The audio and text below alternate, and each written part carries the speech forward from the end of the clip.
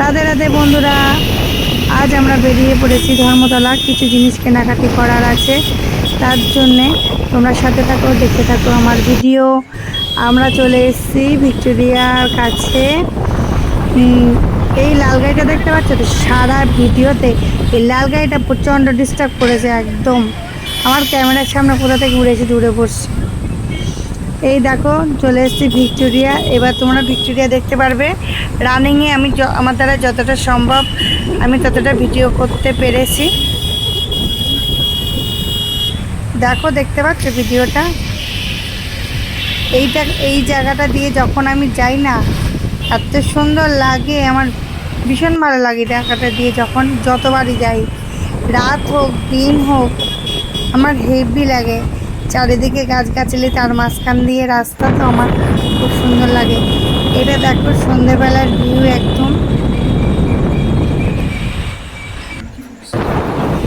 দেখো সাদা সাদা আকাশের মধ্যে কালো কালো কাক উড়ে বেড়াচ্ছে। যদিও কলকাতার আকাশে পাখি খুব কমই ওড়ে, কাকই বেশি ওড়ে, কিন্তু দেখো তার মধ্যে দিয়েও সব কিছু মিলিয়ে মিশিয়ে গাছগাছালি, আকাশের সোনালি রং, সাদা রং, তার মধ্যে কালো কালো পাখি, মানে কাকের ওড়া, গাড়ি ঘোড়া নিয়ে একটা খুব সুন্দর দৃশ্য লাগছে এই জায়গাটায়। মানে খুব সুন্দর লাগছিল, দেখার মতো দৃশ্য এটা। আমরা অনেক কিছু কেনাকাটি করেছি যদিও, কিন্তু সব ভিডিও আমি করিনি।